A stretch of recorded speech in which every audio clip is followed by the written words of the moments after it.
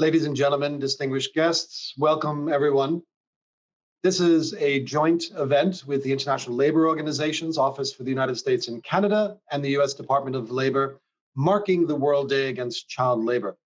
This event is entitled A Better Future of Work, A Better Future Starts with Education, and it will highlight the critical role access to education plays in combating child labor. My name is Kevin Cassidy. I'm the director of the ILO Office for the United States and Canada, based here in Washington, D.C. We are really pleased to be able to host this event with the Department of Labor and with the ILO. We've had a long history of partnership in working together to combat child labor globally. To get us started, I would like to turn it over to one of our colleagues from the Department of Labor's Office for Child Labor, Forced Labor, and Human Trafficking in the Bureau of International Labor Affairs. So, Mr. Khalil Jarrett, the floor is yours. Thank you, Kevin, and thank you everyone for coming here today. It is my distinct pleasure to introduce our Deputy Undersecretary for the Bureau of International Labor Affairs, Thea Lee. Deputy Undersecretary Lee was appointed the head of the Bureau of International Labor Affairs, or ILAB, on May 10th, and I'm excited to have the opportunity to work with her on this event, which is her first public event in the US. Deputy Undersecretary Lee has been advocating for workers' rights, both domestically and internationally, for over 30 years. Most recently, she was the president of the Economic Policy Institute, a progressive pro-worker Washington think tank. And prior to that, DUS Lee worked at the AFL-CIO for a number of years, serving as chief of staff, policy director, and chief international economist. Deputy Undersecretary Lee, welcome. We're so pleased that you can join us for this event. I'll turn the floor to you. Thank you, Khalil, for that warm welcome.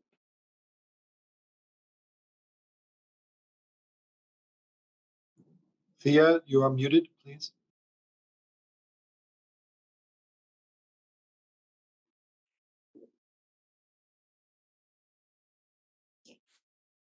Thank you, Khalil, for that warm welcome and for the entire team's work to prepare for today's event.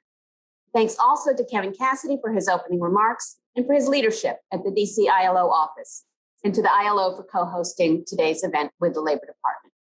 It is truly a pleasure to be here today, commemorating my very first World Day Against Child Labor at the Labor Department. I am thrilled to be at ILAB supporting our mission to safeguard the dignity of work at home and abroad. Essential to that mission is the goal to end child labor and forced labor wherever they are found.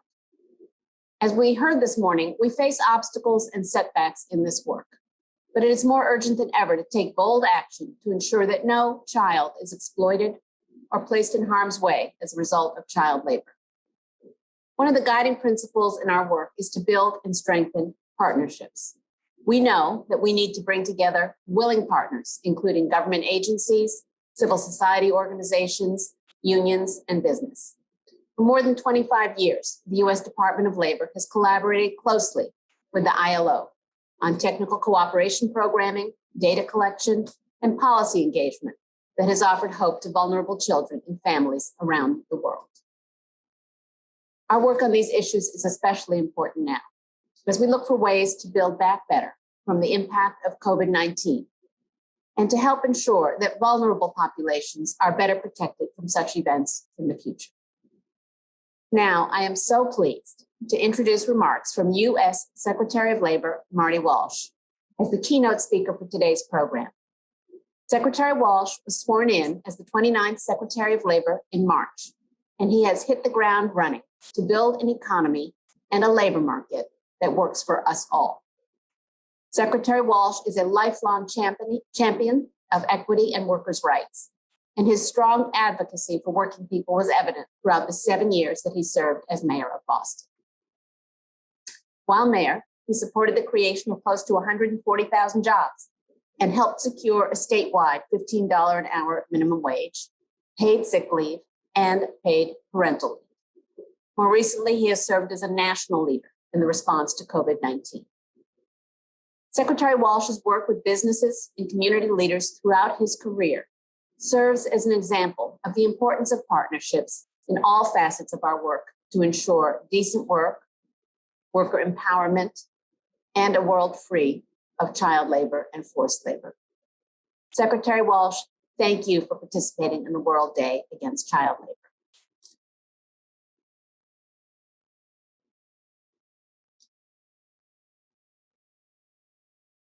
Everyone, I want to thank all of you for taking the time to commemorate World Day Against Child Labor. A special thank you to Director Kevin Cassidy of the ILO office here in Washington, and to all of the organizers of this event, including my colleagues at iLab in the Department of Labor. This is an important year in the fight against child labor. As you know, 2021 is the International Year of Elimination of Child Labor. And the COVID-19 pandemic has increased poverty in families around the world. As we learned this morning, an estimated 160 million children are subjected to child labor. 79 million of these children experience the worst forms of abuse, including forced labor and commercial sexual exploitation. And an additional 8.9 million children could end up in child labor by the end of 2022 due to the rise in poverty driven by the pandemic. Those numbers represent untold trauma, suffering, and lost opportunities. What they also mean is that for the first time in 20 years, global progress against child labor has stalled. This data is a wake-up call. We cannot let our guard down in this fight. We must redouble our commitment to protect children worldwide. We achieved progress thanks to the decades of collective international action. But that progress could be reversed if we are not vigilant. We must be willing to make the investments and the changes needed to put children and workers at the center of our efforts. So how do we tackle this massive problem for the global community as nations continue to fight their way out of a pandemic? The Department of Labor has encouraged our partners to integrate their efforts to combat child labor into the COVID-19 responses. This means including information about child labor risks in at-home learning resources, food assistance, and other supports. Moving forward, the Biden-Harris administration is committed to building back better. So we're using what we've learned during the time to do better. The pandemic has underscored the need for greater protections for children and workers in times of crisis. The president has directed the United States government to prioritize human rights. We're addressing all forms of discrimination, including gender inequality, systemic racism, and of course, child labor, forced labor, and human trafficking. We have our work cut out for us, there's no doubt. At the height of the pandemic, school closure affected more than 1 billion students in over 130 countries. Parents lost jobs and incomes. Families faced food and housing insecurities. Loved ones were sick and many died.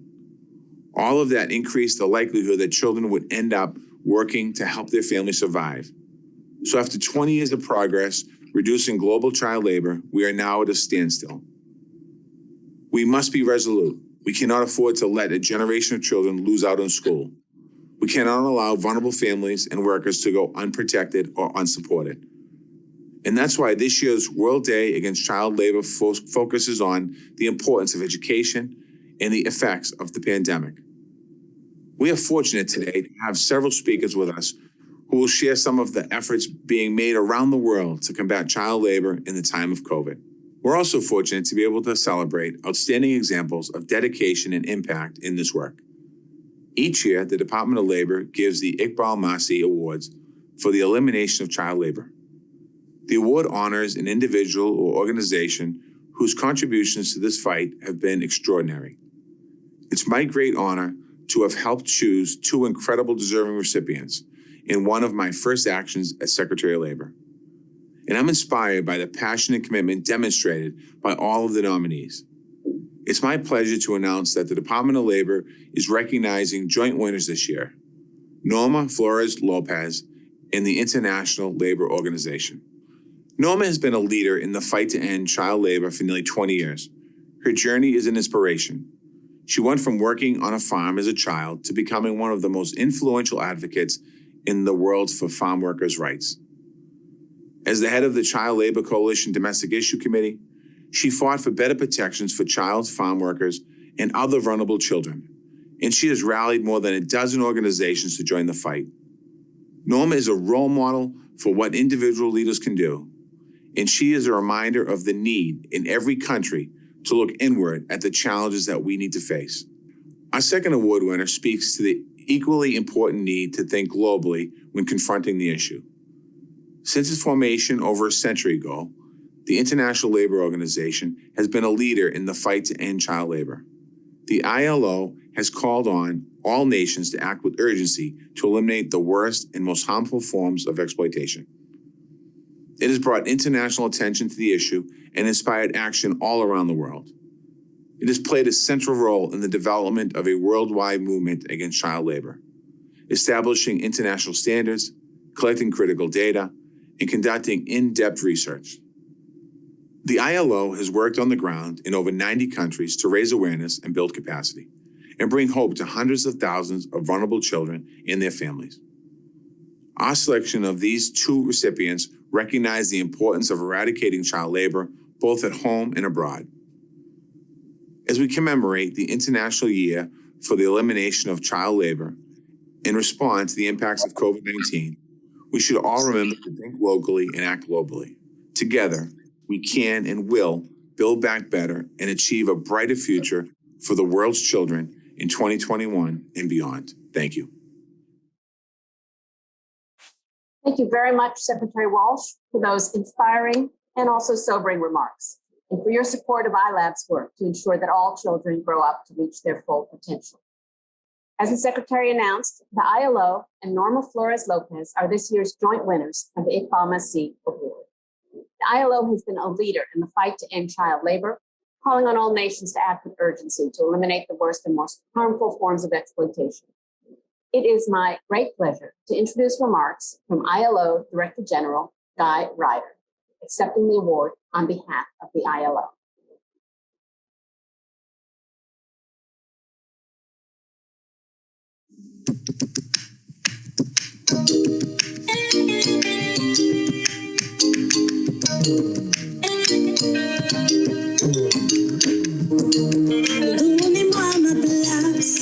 Ladies and gentlemen, on behalf of the International Labour Organization, I accept with deep appreciation the US Department of Labour 2021 Iqbal Masih Award for the elimination of child labour. This award is particularly important for us because of where it comes from, the United States government, and because of the issues to which it relates. It is particularly satisfying that this award comes at a timely moment as we approach the World Day Against Child Labour, and it also falls in the United Nations International Year for the Elimination of Child Labour. This has been a long journey. In 1919, when the ILO was founded, the spotlight was already on child labour. Indeed, this was one of the biggest motivations in the creation of our organisation, reflected in the very first convention on a minimum age in industry, which was adopted at the very first ILO conference in Washington. Over the years, while child labour has declined in some places and sectors, it was growing elsewhere, very often unacknowledged and unrecognised. And even as late as the 1980s, we had to contend with widespread, considerable indifference, resignation, and denial.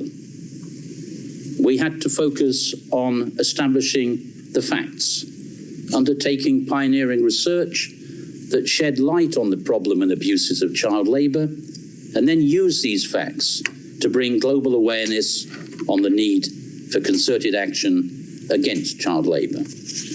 And then, in something of a breakthrough in 1992, as awareness and commitment started to become more tangible, we launched the International Programme for the Elimination of Child Labour, IPEC, working with the first countries who wished to take systematic action to end child labour.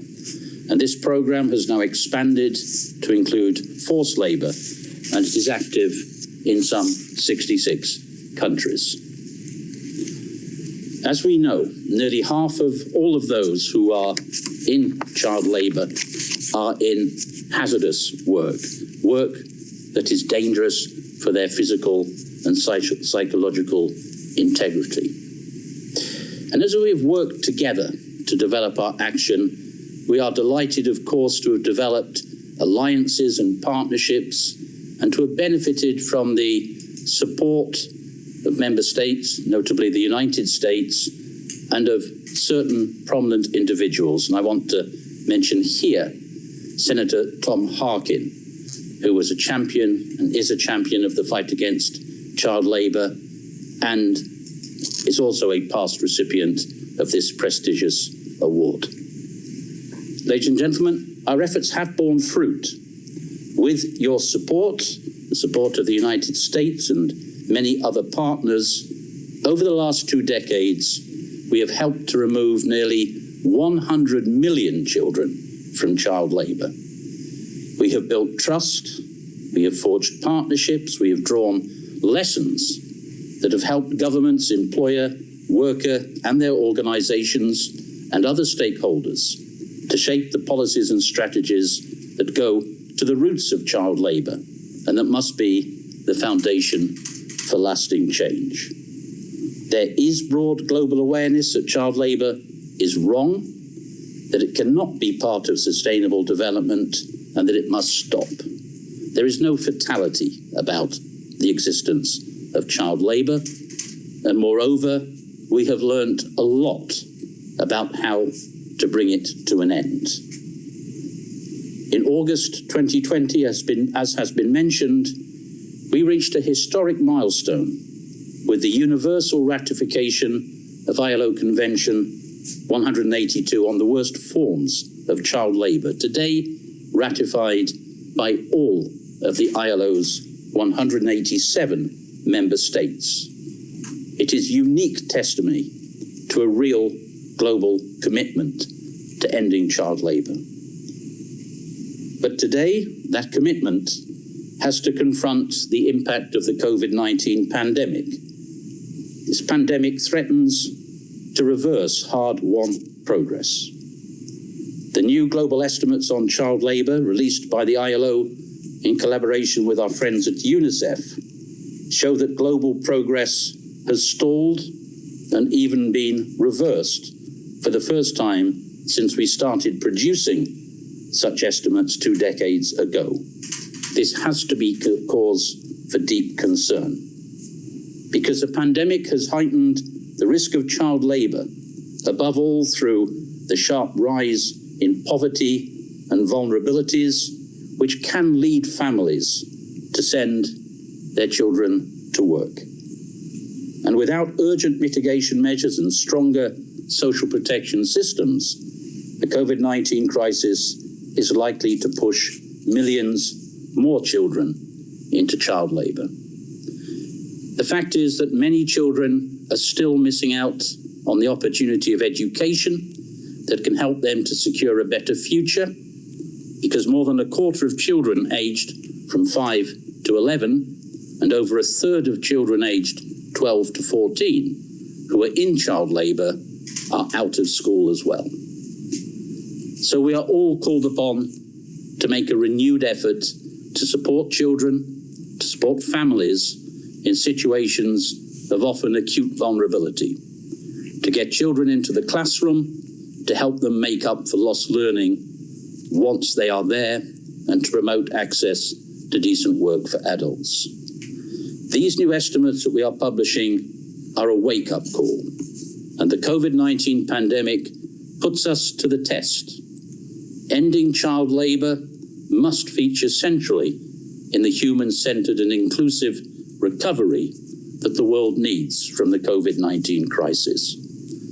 And that will take political will, consensus around coherent policy approaches, and of course, financing for the implementation of the policies that are needed nationally and internationally.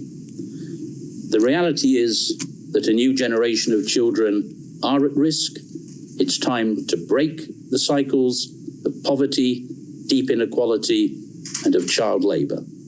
And this award motivates all of us at the ILO to keep up the fight with your help. And I thank you.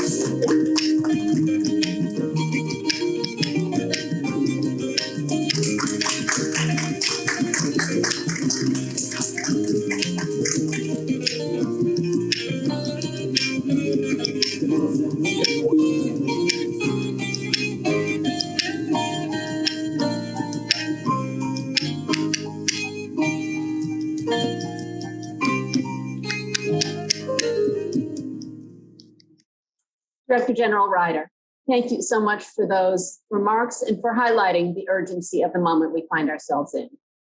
But thank you also for the long partnership between the ILO and the U.S. Department of Labor to combat child labor and protect workers' rights. As you noted, now more than ever, such partnerships are critical in our global efforts to create a world free of child labor. Next, I am delighted to introduce Ms. Norma Flores Lopez. As Secretary Walsh said, Ms. Flores Lopez has been a leader in the fight to end child labor for nearly 20 years and is one of the most influential advocates in the work for farm workers' rights. Ms. Flores Lopez, we are so pleased you are able to join us here today. We look forward to your remarks. Good morning. First and foremost, I want to thank the U.S. Department of Labor and Secretary Walsh for this incredible honor. I'm humbled to join the distinguished list of past recipients and to share this year's award with the International Labor Organization. I also share this award with those who I have had the honor of working alongside over the years to end child labor, and the countless people around the world who pour their hearts and souls into ending the exploitation of children, but whose names we may never learn. I would like to take this opportunity to remind everyone of what is possible. 25 years ago today, my family and I were crowding into the back of a pickup truck with our few belongings and starting our 2-day journey towards the fields of Indiana, Michigan, or Iowa. What awaited me, starting at the age of 12, were the long hours of backbreaking work, earning low wages, the same reality that awaits the approximately 300,000 children who work on American farms today. I was one of those young girls tallied up in the child labor reports you read. I was one of the faces you see in the photographs from the fields, hidden behind a bandana. I was one of the children you quote, asking for an opportunity to get an education and a chance at a better life. I was like Iqbal Masih, faced with the harsh reality and no easy way out. And like him, I refused to accept the fate the world had written for me. I refused to stay silent about the injustices I see around me. I was fortunate to cross paths with people like you, people who cared about children like me, people who believed in the potential of every child. These people invested in me, gave me a platform from which to share my story, and guided me throughout my career. People like David Strauss, Reed Mackey, and many others who I now get to work with on an international stage.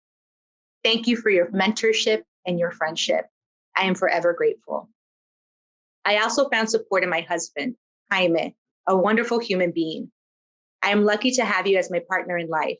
And most importantly, I have my family, the center of it all. Mami, papi, los adoro.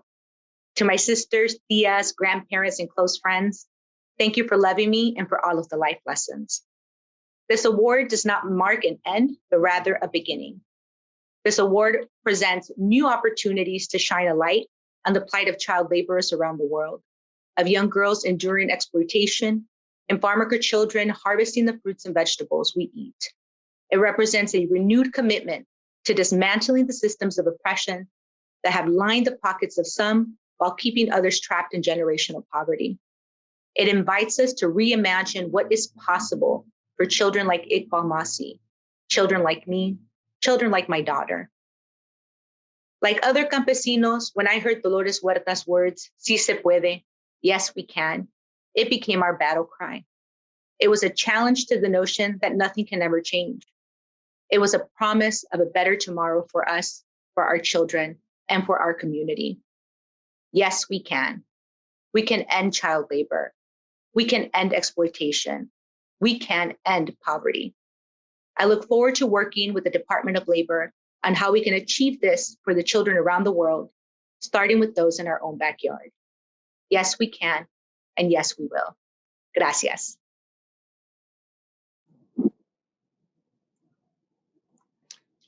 Secretary of Labor Walsh, Director General Guy Ryder, Deputy Undersecretary Lee, Ms. Flores Lopez, and Mr. Jarrett, thank you so much for joining us and for your inspiring remarks. It is through the dedication of activists like you, Norma, and through partnerships with the U.S. Department of Labor and other international partners, workers, employers, as well as you in the audience today, that we will continue to make progress undeterred in our objective of a world without child labor. We are fortunate to have three leading experts with us for our panel discussion today, who will share their insights from years of on-the-ground experience in combating child labor. As we bring those panelists into the virtual room, I'd like to also play a brief video co-produced by the Department of Labor and the ILO, especially for the World Day Against Child Labor, which highlights the voices and aspirations of young people from around the world.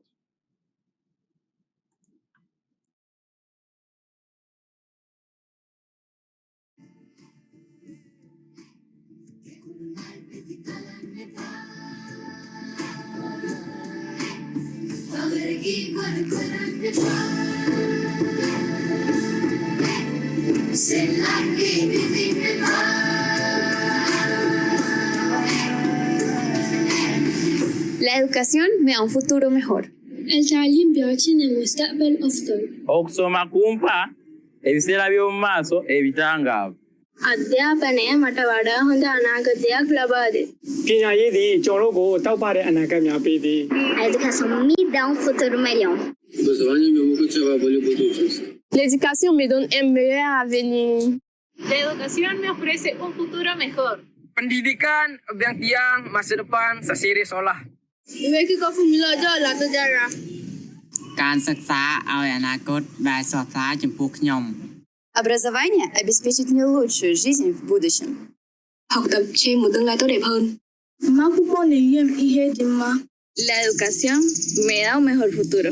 ta'lim kelajakda hayotimning yaxshiroq bo'lishini ta'minlaydi. Pendidikan dia bang tiang berdua masa depan lebih soleh. Education gives me a better future. ILAB advocates for comprehensive worker protections that promote worker voice and safeguard the dignity of work. To protect children, we adopt a holistic approach, and education is a key component. Through our programming and direct engagement with governments, ILAB works to secure a better future for every child.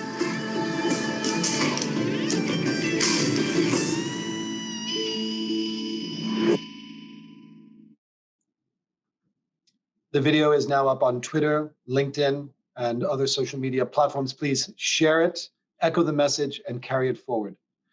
Now, at this time in our program, I'd like to turn to the panel discussion, and we are pleased to be joined by Anjali Kochar, who will serve as the moderator today. Anjali has worked on social justice issues for more than 25 years and is currently the executive director of the Kailash Satyarthi Children's Foundation, US. Anjali previously worked with the Robert F. Kennedy Center for Human Rights, where she focused on child labor issues in India's carpet industry and served on the International Steering Committee for the Global March Against Child Labor. Anjali, the floor is yours.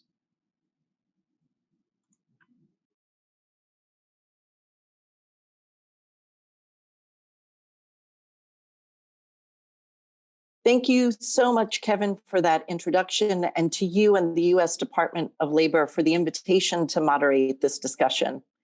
We have heard the sobering news this morning that many of us expected, but maybe what is most alarming is that we have seen this increase of 8 million children in child labor even before the beginning of the pandemic, raising concerns as to what that number will be by the end. As we all know, the pandemic is fueling increasing vulnerabilities to child labor. According to the revised 2021 World Bank figures, globally, more than 100 million people have fallen into extreme poverty in 2020 alone. At the height of school closures, there were more than 1.4 billion children and university students out of school. And according to UNICEF, 24 million children are expected not to return to school. We also know that inclusive quality education and the elimination of child labor are two sides of the same coin. As young people from around the world have reminded us in the video we just watched, education is key to providing a better future. The conversation we will now engage in will explore how the pandemic has impacted education through the perspectives of three Bureau of International Labor Affairs partners at the global, national, and local level, who will share how programs have responded to the needs of children and make recommendations as we move through these unprecedented times. I'd like to first welcome Bharti Flug, Senior Specialist on Fundamental Principles and Rights at Work, based in Bangkok. She covers East Asia, Southeast Asia, and the Pacific. Prior to moving to Bangkok in March of 2018, Bharti spent 15 years at the ILO in Geneva, working mainly on child labor and later forced labor issues, both globally and in the Asia-Pacific region in particular. Bharti, what a late hour for you in Thailand. Thank you so much for joining this conversation. Could you get us started by giving us a brief global overview of education during the pandemic, its likely impact on child labor, and how you have adapted some of your planned interventions? Thank you, Anjali. And thank you very much for having the ILO on the panel today. And I think for all of us here, all of us gathered here, the experience over the last decades really has shown that school is simply the best place for all children to be. And we know the importance of education in combating child labor. And yet, the global estimates that were released today show that more than 1/3 of all children in child labor are actually excluded from school. And as highlighted just a short while ago by the ILO Director General, what is worrying really is the large share of the very young children in child labor who are out of school. And this is particularly so because they actually fall within the range for compulsory education. And another group we think that should not be forgotten in this discussion is that of children who combine school and work. These children generally perform more poorly at school, and they're also much more likely to drop out prematurely. Now, with the COVID-19 pandemic, school closures have affected children all over the world. And we know that there are millions and millions of children globally whose schools have been closed, completely closed, for well over a year due to various lockdowns. And today's global estimates predict a further rise of about 8.9 million children in child labor by the end of 2022. And this due to only the poverty effects of the crisis. And I think it's important to remember that this figure of almost 9 million children does not yet take into account the impact of school closures and of access to online learning. And even before the crisis, almost 1/3 of the world's young people were actually digitally excluded. Girls have even less access to digital technology than boys, and this really reduces their access to online learning quite drastically. And again in discussions with partners in different countries, I've been told that connectivity, access to the internet, and the cost of data severely impact on children and their access to education. And child labor projects by the ILO have also shown that school children who are in child labor or at risk of child labor are much less likely to access distance learning. So the risk of high rates of dropouts during and after the pandemic is really, it's very real. And we are concerned that many of those children who drop out now may actually never return to education. And I'd like to finish just by highlighting two of the USDOL-funded projects and how they have adapted their strategies really to the situation over the last 12 to longer now, over the last year and a bit. So in Myanmar, the MyPEC project was just about to start pilot interventions on non-formal education and on Tibet when the pandemic hit. So then the project decided to shift focus to supporting families, vulnerable families, to cope with this sudden lack of household income. So it actually supported savings groups, and it did very early and immediate awareness raising on COVID. And in Vietnam, the Enhanced project, it was able to continue to provide some educational support between the different waves of COVID. But what it also did during the first outbreak last year in April, May, it did a rapid assessment on the project sites to identify urgent needs. And these were then discussed together with local authorities, mainly labor and education authorities, and a decision was made to provide support to access to healthcare for children, which was really seen as an urgent need last year. And the project also concentrated or shifted its focus slightly towards increased livelihood support to households, as educational support was delayed due to lockdowns, but also because some of the school facilities have actually been mobilized for quarantine. And so just to finish, what we have seen where direct support to education was no longer possible, we've really seen a move towards providing increased livelihood support for the family and the community to tackle poverty. And we know that poverty really is one of the root causes of child labor and an issue that I think is really defining the consequences and the impacts of this pandemic. Thank you. Bharti, thank you so much for that. Once we've invited Helen and Jose Carlos to make some remarks, I'd love to ask you to come back and join as we really start to look at some of the concrete ways that we can move forward. So at this time, I'd like to introduce our next panelist, Helen Sherpa, the Nepal Country Director for World Vision. Helen has worked and lived in Nepal for 40 years and has since the mid-1990s worked at the intersection of child labor and education. World Education, in partnership with 15 NGOs, is implementing the Sakriya project, which helps to support efforts to better identify and document information on the nature and scope of child labor and or forced labor in the brick, embroidery, and carpet weaving sectors. Helen, welcome to the conversation, especially it's evening for you in Nepal, but especially during this time of great devastation as Nepal is battling the second wave of COVID-19. So just to kind of to be able to turn the floor over to you, Helen, realizing the current situation in Nepal, which will only amplify the challenges that we've seen during the first wave of COVID-19. Can you share how education programming in particular within the Sakriya project has been impacted by the pandemic, and how have those issues been addressed?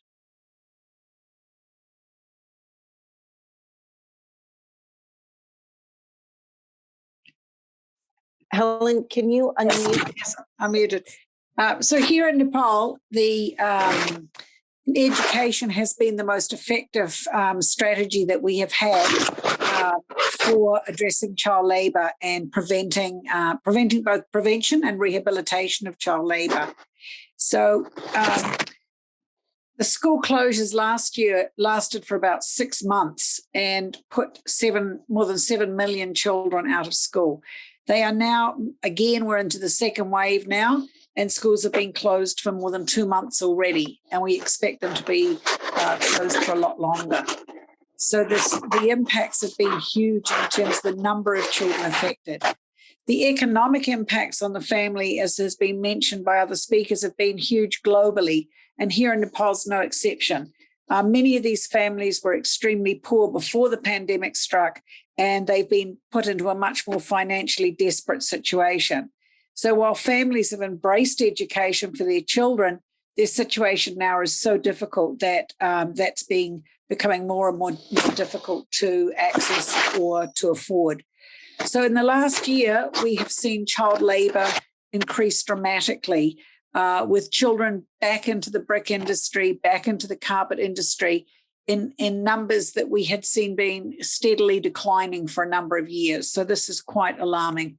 We've also seen a lot of children being put into domestic work, to work in small hotels and shops.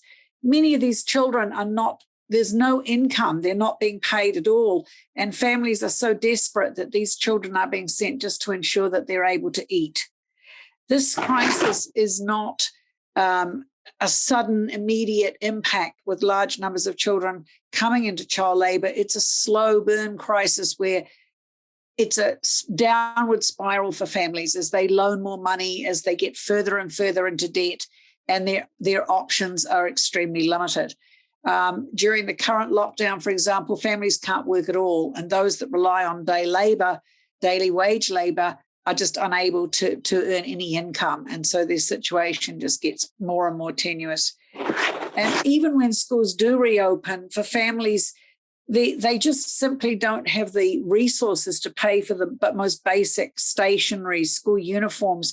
Schooling here, while it's free for grades 1 to 8, there are still expenses associated with attending school. And if children are unable to attend regularly or are failing their exams, then school looks a less and less viable option for those children. So, as we see this incredible sort of reversal of fortunes in progress around child labor, the challenge is even greater in that the ability of everybody to respond, it's not just the families that can't respond. Communities don't have the resources. The local government doesn't have the resources. The national government doesn't have the resources. And the INGOs and NGO sector that have provided a lot of the emergency support and help to address child labor, there's been a great shrinkage in the amount of funds available globally. And from the government of Nepal, its donor funding has also shrunk. So there's a huge amount of need and a lack of support available. The whole protection system, too, is under greater strain. Child labor is one of many competing issues, from the healthcare to everything that's needed around this crisis. And so there's very little capacity to respond at the moment. So it's not just the education of child labor. There are many, many other areas that are impacted here in the country at the moment. So as we go forward over the next year or two, we need to be paying a lot of attention to see how and where we're going to, what is happening with child labor, where are the problems emerging, for which age groups, which populations, and be able to respond by trying to get them back into school and back on track. Thank you very much. Helen, thank you so much for that. I think you've raised some very interesting points that will be really great to come back to when we all come back together on the screen for that follow-up piece. So right now, what I'd like to do is to turn the floor over to Jose Carlos Leon Vargas, the director and co-founder of Secunda, an organization that works with marginalized communities in Oaxaca, Mexico. Secunda, through Campos de Esperanza Fields of Hope initiative, in collaboration with World Vision, is working to prevent child labor and promote the improvement of working conditions in the sugarcane and coffee fields of Oaxaca and Veracruz. Thank you so much, Jose Carlos, for joining us today. Given your experience on the ground, could you share how the pandemic has impacted the lives of children in southern Mexico, specifically around education, and how some of your programs have really had to respond and adapt to their new needs during the pandemic? Thank you, Anjali, and good morning, afternoon, and evening to everybody. Thank you for the invitation to participate. There is a word that comes to me when you ask me about the effects of the pandemic in children in Mexico, and that's the cascading effect, which is really a massive and negative impact in different areas for children. I think from the point of view of a grassroots organization as Secunda is, and things that we have observed over the past 12 years since we were founded in southern Mexico, in the state of Oaxaca, is that the pandemic has had numerous impacts in families all across different economic groups, but mostly for families who live on the poverty lines. The effect for children who are part of households who are poor has had a very deep impact into an immediate impact in their food, access to food and health services. The income of their families has literally, being almost extinguished. The access to technology to then have educational opportunities during the pandemic has been really limited, and violence rates have increased in a very dramatic way. So that is what we have seen. So if you take into consideration that Mexico has 126 million people, and a third of the population are children, just consider that the last census registered that almost 12 million children didn't register for the current school year, 2020-2021. So that was a massive dropout and has had tremendous negative impact, which means that children, because we have a tendency in our countries to not consider children in our policies and our programs, they become the collateral damage of the pandemic, which means that children have to start working. They become immediately right away an economic resource. They are the ones who are being sent out to the streets to work, or they drop out school to help their families. Sikanda, over the past 12 years, has implemented different programs. We work in mostly in areas that surround landfills and areas where the rubbish is dropped. And when the pandemic started, we provided immediate response to hygiene and sanitation materials, which are maybe very futile, but are really, really essential to counteract the impacts of the pandemic, the contagions. And we provided also through some programs, training to families, to youth and children, violence prevention activities, and something very small but significant, which is gigabytes for their mobile phones, which help them connect with our organization among them, and also to download some homeworks for school, which help them continue their studies. And we also implement a very important program called Fields of Hope in collaboration with World Vision Mexico and World Vision US, and which is funded by the United States Department of Labor. And this program has been implemented for the past 4 years in areas where there is migrant workers, including children, of course, in sugarcane fields. The presence of this program has helped also provide follow-up capacity building for families, for parents, for teachers, and social workers. And this has had also has been helpful to become more resilient, so that the communities become more aware of the contagions, particularly because in rural areas in Mexico, the pandemic arrived after, the urban centers. The effects didn't feel right away. So it was really useful that the rural areas were informed, and families and students and children were informed. So the program distributed booklets, broadcasted radio spots, educational materials. And I think that has been very helpful to, in a way, counterbalance or reduce the negative effects of the pandemic.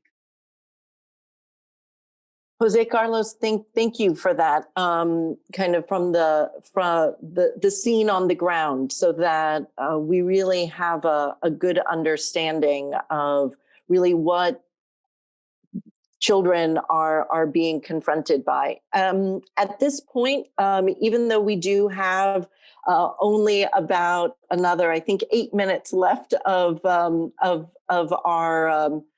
togetherness here today, I'd like to invite back Bharti and Helen to join Jose Carlos to to really talk about some of the very concrete actions that we should be considering as a global community. And so let me actually start with you, Bharti, if I may. If you could, you mentioned in your remarks, as did the Director General, Guy Ryder, regarding the increase of child workers who are between the ages of 5 and 11. And I'm wondering if you can share with us some specifics about how we can be thinking about actions targeted at that age group, but also maybe one other very concrete action that we should be thinking about as we move forward. Right. Thank you, Anjali.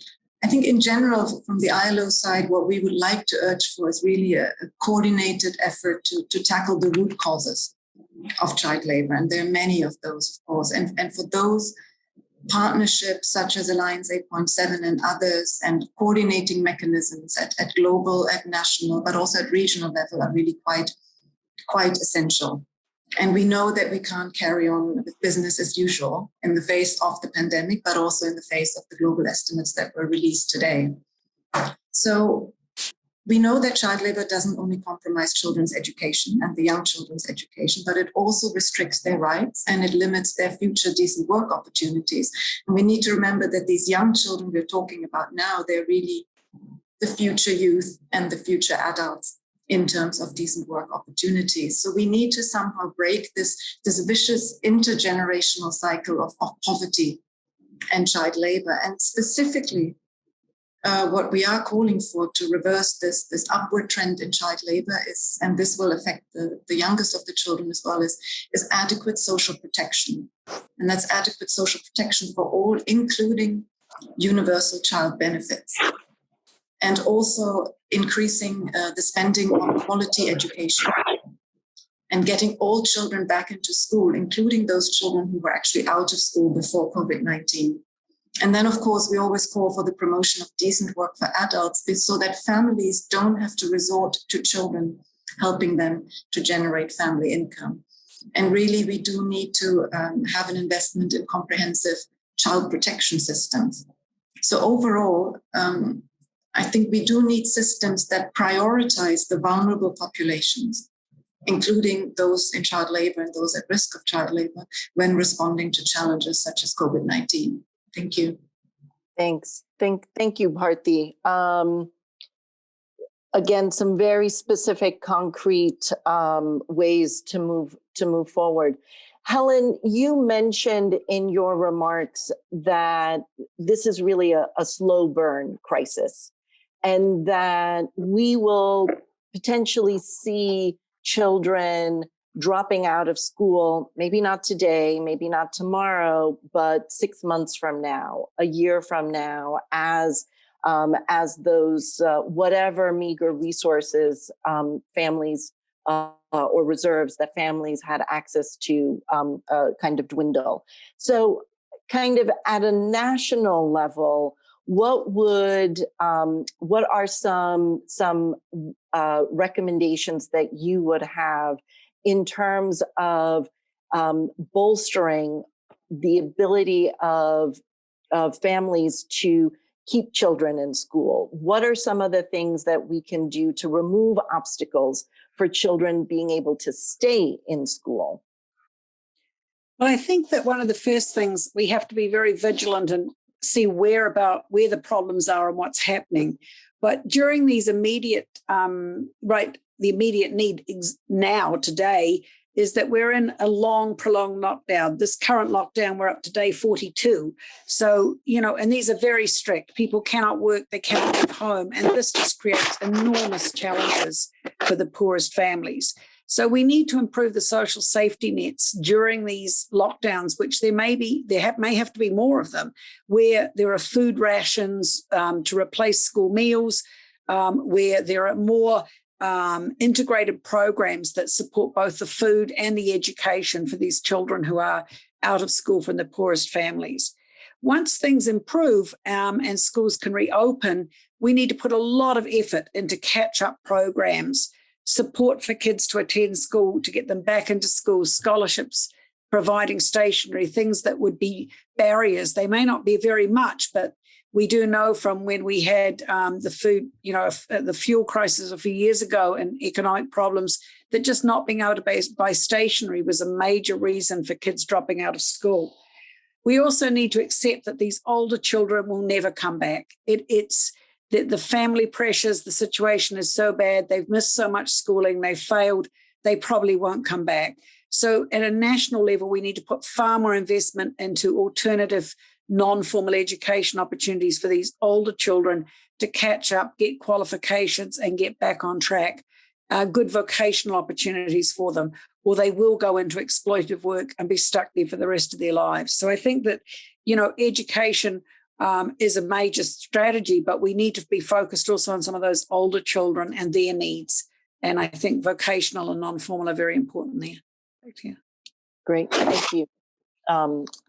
Thanks, Helen, for that. And Jose Carlos, the points that you are making around, being young people moving into informal settings, the how do we actually get, if we've had 12 million children who have not registered this year, how do we manage that? How do we reach them? How do we find ways to get them back in now so that they aren't, out of school for so long and then don't want to come back?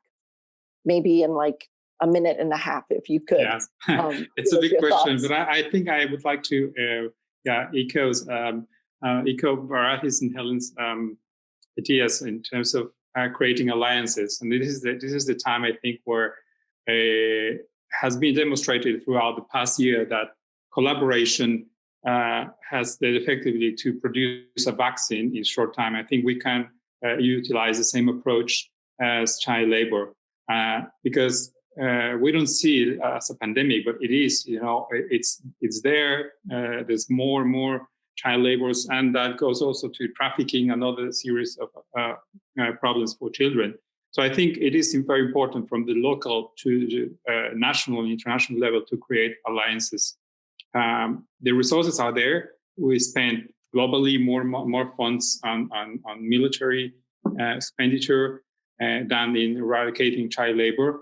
The benefits of child labor are, substantially immensely bigger than military expenditure, but we do not increase that expenditure. So I think that is, a very specific idea. We need to start spending more locally, nationally as well, creating alliances between civil society organizations. And last but not least, to get rid of that adultocentric idea of just considering our opinions as the ones who count and not really considering the opinions of children, and mostly girls, who are majorly affected by this thing. Thank you, Jose Carlos. So we are actually just about out of time, but I think you've, all three of you have raised some really incredible points and very concrete actions. I just want to say one thing. Jose Carlos, you used the phrase in your remarks that children have become the collateral damage of the pandemic. And what we have seen from all and heard from from all three of your remarks is that it does not need to be that way, because we actually do know what the solutions are, and we do also have the resources. It is a question of really allocating them and directing them so that we can mitigate child labor and ensure that children receive an education and a brighter future. But I think the key here, the key takeaway is that we can no longer wait on the sidelines and that we must act now. And so with that, a huge thank you to all of our speakers for sharing their time, their insights, their passion. We look forward to continuing this conversation. And Kevin, back over to you. Great. Thank you very much, Anjali and Bharati, Helen, Jose, Carlos. Really, the contributions to this discussion have been very rich. I believe we can go on for hours more on this, but please join us in thanking the distinguished panelists. And I look forward to really continuing our partnership. To that end, I hope all of you will consider joining us for our discussion tomorrow with the Child Labor Coalition, which is at 1 p.m., entitled A Growing Problem, the Pandemic's Impact and the Challenge of Child Labor in Agriculture. Please visit our website, www.ilo.org/Washington, for more details. Also, to all of those people who are behind the scenes, a real special thanks to all of you, Marcia Eugenio, Shelley Stinelli, Matt Fratterman, Reed Maki, and our team here at the ILO office, Sarah Morgan, Hendrik Cook, Ariana De Laurentiis, and the tech wizard who keeps us all on our toes and keeps it all working, Andrea Cubas Sanchez. Thank you so much, everybody. Really a tremendous effort by everyone. So as we close out today's event, I'd just like to play for you a slideshow with some artwork that was made by children and adolescents from Oaxaca, Mexico, the Field of Hope project funded by USDOL, Secanda, World Vision Mexico, the Ombudsman of Human Rights for Oaxaca, Benito Juarez Autonomous University of Oaxaca, conducted a campaign in November of 2020 to gather opinions and impressions through participatory methodology directly from 180 children and adolescents in 4 regions of Oaxaca, 23 municipalities regarding the pandemic. Not an easy task, but let's look at the artwork and let's reflect on these impressions. Stay safe, stay healthy. Thank you all. Let's see a world that we live in that is the end of child labor. Thank you. Me despierto en la mañana, siente frío el corazón, solo veo en blanco y negro, no conozco el sol. Sé que existe el arco iris, yo lo quisiera tocar, abrazarme con las flores y poder soñar. Déjame ir a la fiesta, caramelos disfrutar, cantar el feliz cumpleaños como un niño de verdad. Quiero correr, quiero saltar, quiero reír como un niño, quiero gritar, quiero rabiar, quiero llorar como un niño, como un niño.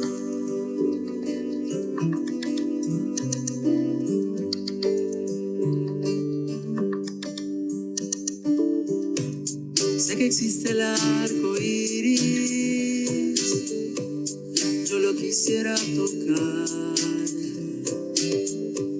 abrazarme con las flores y poder soñar. Déjame usar la moña,